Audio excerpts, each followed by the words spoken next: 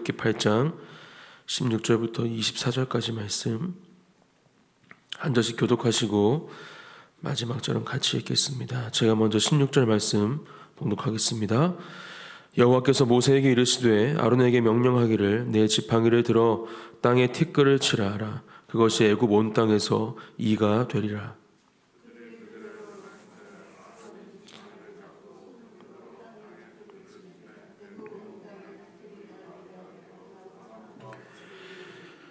요술사들도 자기 요술로 그같이 행하여 이를 생기게 하려 하였으나 못하였고 이가 사람과 가축에게 생긴지라.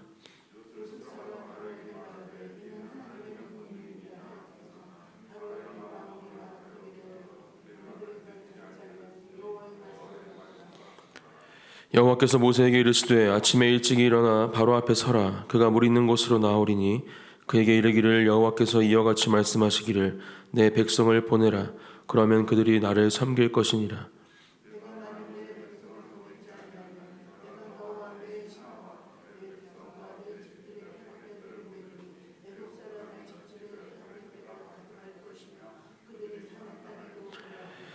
그날에 나는 내 백성이 거주하는 고센 땅을 구별하여 그곳에는 파리가 없게 하리니 이로 말미암아 이 땅에서 내가 여호와인 줄을 내가 알게 될 것이라.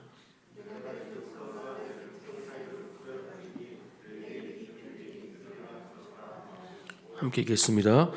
여호와께서 그와 같이 하시니 무수한 파리가 바로의 궁과 그의 신하의 집과 애굽 온 땅에 이르니 파리로 말미암아 그 땅이 황폐하였더라. 아멘.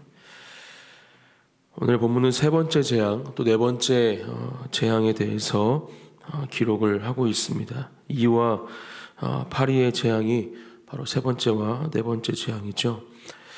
특별히 오늘 본문에 나오는 이 세 번째 재앙, 네 번째 재앙은 더 이상 애굽의 요술사들이 따라할 수 없는 재앙으로 하나님께서 역사하십니다.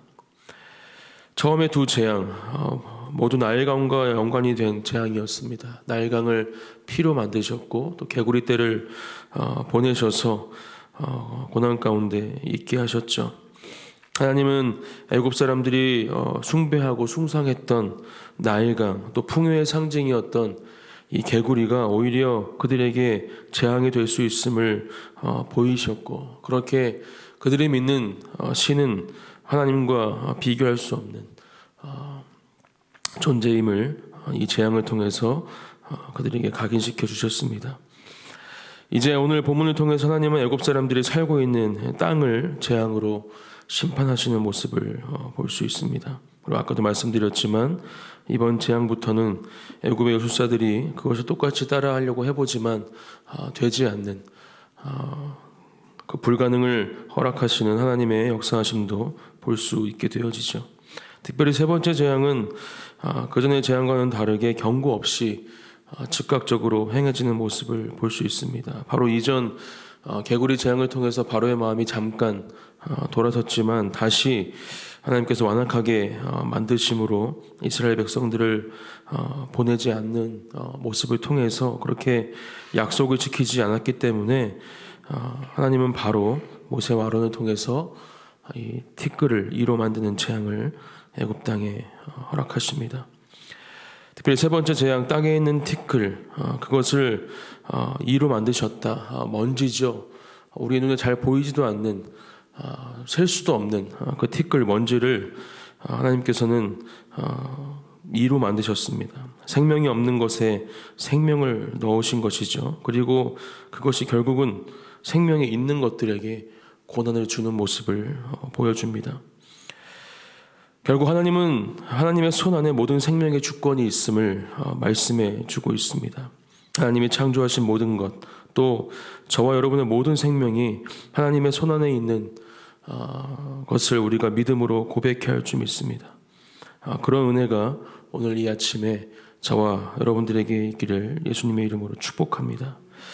모세와 아론은 그렇게 하나님의 살아계심을 다시 한번 바로와 또 그들의 요술사들, 종들에게 보여주지만 그들의 마음은 쉽게 바뀌지 않습니다. 하나님께서 말씀하신 대로 그렇게 됐다. 계속해서 말씀은 우리에게 이야기해주고 있는데 계속해서 하나님의 심판의 시간은 진행되어야 함을 또한 우리는 알 수 있는 것이죠. 모세와 아론, 하나님의 말씀을 준행하면서 티끌이 이로 변하는 것을 보고 있습니다. 또 모세와 아론뿐만이 아니라 바로와 그의 신하들, 요술사들도 그것을 함께 경험하고 또 보고 있습니다. 그들은 이 가운데 어떤 생각을 하고 있을까 생각해 보게 되었습니다. 바로와 신하들은 먼지였던, 티끌이었던 그들에게 보이지도 않던 존재가 지금 이가 되어서 자신들에게 기어 올라오는 것을 보고 요술사들은 그것과 똑같이 해보려 합니다. 다시 한번 너희가 믿는 하나님, 그것은 우리도 똑같이 할 수 있는 하나님의 능력은 내가 우리도 똑같이 따라할 수 있는 것이다. 그렇게 보여주려 하지만 이번 재앙부터는 그렇게 할 수 없게 되죠. 그리고 그 중에 한 요술사, 한 사람은 그것이 하나님의 능력임을 인정하고 고백합니다. 바로에게 그렇게 말하는 장면이 본문에 등장하죠. 결국에는 알게 되는 것입니다. 하나님이 어떤 분이신지, 하나님의 능력 가운데, 역사하심 가운데 모두가 알게 될 수밖에 없습니다. 시간의 차이는 있지만 하나님의 10가지의 재앙을 통해서 또 출애굽 후에 홍해가 갈라지는 놀라운 기적의 역사를 통해서 바로도 알게 되었고 모든 애굽 사람들도 하나님이 어떤 분이신지 결국은 알게 됩니다. 우리가 출애굽 사건을 계속해서 보면서 중요하게 여겨야 할 것, 또 기억해야 할 것은 그렇게 바로의 마음을 완악하게 만들고 심판하시면서 하나님의 계획하심과 역사하심 안에 거하게 하시고 또 그런 하나님의 시간 가운데 모든 하나님의 역사하심을 이끌고 계시는 하나님의 주권을 우리는 기억하고 바라보아야 합니다. 하나님의 손에 모든 것이 결정되어짐을 믿고 그것을 우리가 기억할 때 우리는 그것이 이루어질 수 있도록 하나님의 말씀에 그저 명령에 순종하면 되는 것임을 깨달을 수 있는 것이죠. 그럴 때 이 모세와 아론 또 이스라엘 백성들이 경험했던 출애굽의 은혜를 우리 또한 경험하게 될 줄 믿습니다. 그렇다면 모세는 이런 하나님의 역사하심 가운데 어떠한 생각을 하고 있었을까? 살인을 저지르고 죽은 듯이 살고 있었던 모세, 어쩜 그는 그저 오늘 본문에 나왔던 그런 먼지와 같은 티끌과 같은 인생으로 살고 있었는지 모릅니다. 하지만 하나님의 능력이 임하고 하나님께서 모세를 만나주시고 또 지금 모세와 함께 하시는 이때 그는 이스라엘 백성을 인도하는 지도자로 새로운 생명과 삶을 얻게 되는 것이죠. 그렇게 모세를 통해 일하고 계시는 하나님을 티끌이 이로 변하는 것을 보면서 모세는 분명히 다시 한번 그 마음속에 경험하고 있었을 것입니다. 끊임없이 자신은 할 수 없다. 나의 입은 둔하다. 하나님 어떻게 그 일을 저를 통해 하시려 합니까? 그렇게 하나님께 이야기한 모세도 지금 계속되어지는 하나님의 역사하심과 또 이 재앙을 통해서 일하시는 하나님의 일하심에 하나님이 어떠한 분인지 제대로 알아가고 있는 것이죠. 사실 바로와 애굽 사람들뿐만이 아니라 모세와 또 아론, 이스라엘 백성들에게도 하나님은 일하고 계신 것을 우리는 기억해야 합니다. 파리 재앙이 바로 그것을 분명히 보여주는 재앙이죠. 이스라엘 백성들이 거하던 고센 땅만 그 재앙을 피하게 하셨고 또 그렇게 바로와 애굽 사람들에게 내가 선택한 백성들이고 또 내가 출애굽시킬 백성들이 바로 이 사람들이라는 것을 분명히 보여주고 있는 것입니다. 또한 이스라엘 백성들에게도 그동안의 재앙들, 앞선 두 재앙들은 똑같이 하나님께서 이스라엘 백성들에게 경험하게 하셨지만 지금 이 네 번째 재앙 또 뒤에 나오는 여러 가지 재앙들 가운데에서는 이스라엘 백성들만 구원하시는 모습을 보여주시면서 하나님께서 다시 한번 이스라엘 백성들에 대한 마음이 어떠하신지 확인시켜주는 것을 알 수 있는 것이죠. 목요일 오전에 통독반이 계속해서 진행이 되고 있습니다. 은혜 가운데 이제 욥기서 말씀을 이제 이번 주까지 읽게 됩니다. 구약의 말씀을 저도 함께 읽으면서 하나님이 계속 이스라엘 백성들에게 배신당하는 모습을 보게 됩니다. 하지만 그런 이스라엘 백성들의 배신, 다른 것을 섬기고 다른 우상들을 그들의 마음속에 둘 때에도 하나님은 절대로 포기하지 않으시고 계속해서 하나님께서 보내시는 사람들을 통해서 준비하신 구원의 길로 인도하시는 모습을 보게 됩니다. 그리고 하나님이 다시 한번 누구인지 기억하게 하시고 또 그 가운데 이스라엘 백성들은 자신들의 죄를 자복하고 조상들의 죄를 자복하고 다시 한번 하나님 안에서 참된 평안을 누리는 모습이 계속해서 반복되어지는 모습을 구약의 말씀들에 기록하고 있죠. 지금 출애굽 역사 가운데 있는 이스라엘 백성들도 하나님을 잊고 살았고 그 가운데 찾아온 고난에서야 다시 한번 하나님을 찾는 모습을 우리는 볼 수 있었습니다. 그리고 똑같이 재앙 가운데 거하며 하나님의 살아계심을 바라보고 하나님을 기억하고 있는 것이죠. 하나님은 그런 분이십니다. 그렇게 이스라엘 백성들을 사랑하셔서 또 저와 여러분들을 너무나도 사랑하셔서 고난과 고통을 허락하시다가도 그것을 거두시고 또 놀라운 하나님의 은혜를 경험하게 하시는 분이 바로 우리 아버지 되시는 하나님이신 것이죠. 저와 여러분은 어떻습니까? 어떠한 상황 가운데에도 하나님을 바라보고 또 기억하고 계십니까?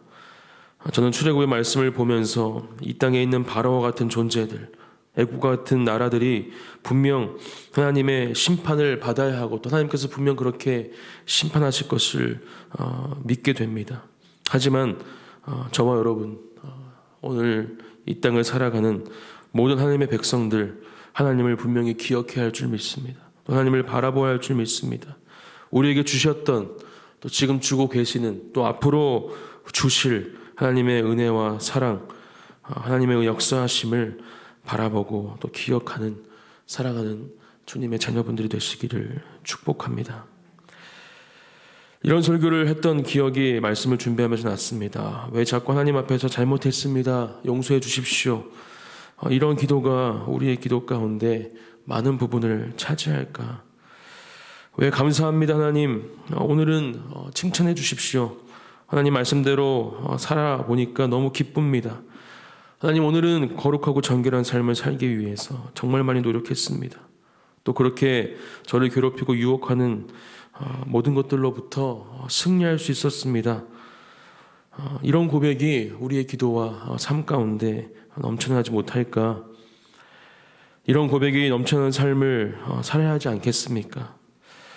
사랑하는 그 안에 진리교회 모든 성도님들, 또 제가 우리가 살아가는 이 땅 가운데에서 우리의 모든 삶이 또 우리의 기도의 모든 고백 가운데 이러한 고백과 기도로 채워지기를 축복합니다. 출애굽 사건을 통해서 역사하시는 하나님을 보면서 우리가 가져야 할 소망이 바로 이것이라고 생각합니다. 하나님은 지금도 살아계시고 우리와 함께 하시는 하나님이십니다. 우리의 대적은 분명 하나님께서 심판하시고 우리를 승리 가운데 참된 자유와 평안 가운데로 인도하실 것을 또한 믿음으로 고백합니다. 오늘 하루를 살아가면서 그렇게 우리와 함께 하시는 하나님을 느끼시고 경험하시며 우리의 삶의 모든 자리 가운데 또 기도의 고백 가운데 승리의 고백, 감사와 기쁨의 고백이 넘쳐나는 복된 하루가 되시기를 예수님의 이름으로 축복합니다. 함께 기도하시겠습니다. 주여 아버지 감사합니다. 귀한 하루를 열어주시고 하나님 말씀으로 아버지 저희들을 만나주시니 감사합니다. 계속되어지는 출애굽 사건 또 아버지 재앙을 통하여서 하나님 분명히 하나님께서 살아계시고 지금도 함께하시는 분이시고 하나님의 손에 모든 주권이 있으니 아버지 주님께 하시니 아버지 말씀을 붙잡고 우리 또한 그렇게 하나님 안에서 하나님의 주권을 의지하며 바라보며 아버지 주님께서 그렇게 하시는 삶을 승리하는 삶을 살아가시고 아버지께서 함께하여 주시옵소서.